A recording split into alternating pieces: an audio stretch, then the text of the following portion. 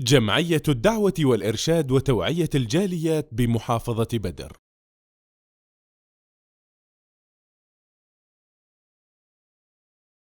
আসসালামু আলাইকুম রহমতুল্লাহি ওবারাকাতু।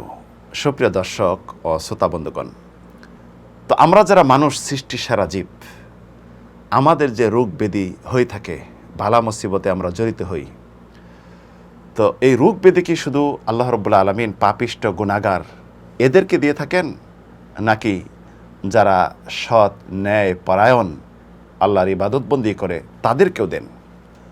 সৃষ্টি জীব বলতে আল্লাহ রাব্বুল আলামিন সকলকেই রোগ ব্যাধি দিয়ে থাকেন, তবে মুমিনদের জন্য, নেকপরায়ণ পরহেজগারদের জন্য এটি আল্লাহর পক্ষ থেকে একটি নিয়ামত। এই দ্বারা আল্লাহ রাব্বুল আলামিন তাদের গুনাহগুলি মোচন করে দেন। আর যারা পাপিষ্ট গুনাহগার কাফের, তাদের জন্য আল্লাহর পক্ষ থেকে এর একটা শাস্তি। যারা মুমিন তাদের উচিত রোগ ব্যাধি যদি সামান্য হয়, ধৈর্য দ্বারা আল্লাহ রাব্বুল আলামিনের উপর সন্তুষ্ট থাকা এবং এই দ্বারা সওয়াবের আশা করা। এটি যদি না করে আমরা মন্তব্য করে নেই বা অপছন্দ করি বা গালি দেই, এতে কিন্তু বিপরীত দিক, উল্টা দিক হয়ে যাবে।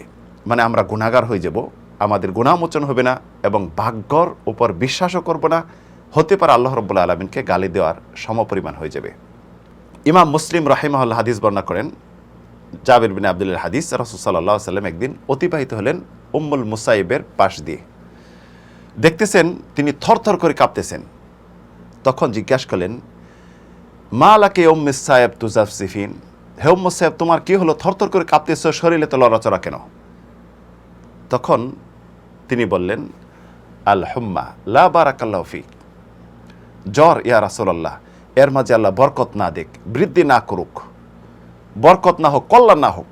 অর্থাৎ এটি তিনি অপছন্দ করলেন, বদদোয়া করলেন। তখন রাসূল বলেন, লা তাসুব্বিল হুম্মা ফাইন্নাহা তুযহিবু খাতায়া বানি আদম কামা ইউযহিবুল কির খাবাসাল হাদিদ। জ্বরকে গালি দিবে না, জ্বর আদম সন্তানের পাপগুলিকে মোচন করে দেয়, যেমন কামারদের হাপড় বাটি আগুন জ্বালিয়ে লোহার জংকারকে পরিষ্কার করে ফ্রেশ করে দেয়, এরকমভাবে মানুষের শরীরকে ফ্রেশ করে দেয়, পাপ মুক্ত করে। অন্যত্র ইমাম বুখারী মুসলিম হাদিস বর্ণনা করেন, আবু সাঈদ খুদরি হাদিস, রাসূল বলেন, মা আসাবা আল মুসলিম মিন নাসাব ওয়ালা ওয়াসাব ওয়ালা হাম ওয়ালা হাজন ওয়ালা গাম ওয়ালা আদা হাত্তা শাওকাতু ইশাকুহা ইল্লা কাফফারাল্লাহু বিহা খাতায়াহ। যদি কোনো মুসলিমের বিপদ আপদ, ভালা মুসিবত, টেনশন, কষ্ট যেই হোক না কেন, যেই দ্বারাই পতিত হোক না কেন, বা যদি একটা শরীরে কাটা ফোটে, এই দ্বারা আল্লাহ রাব্বুল আলামিন গুনাহ মোচন করে দেন।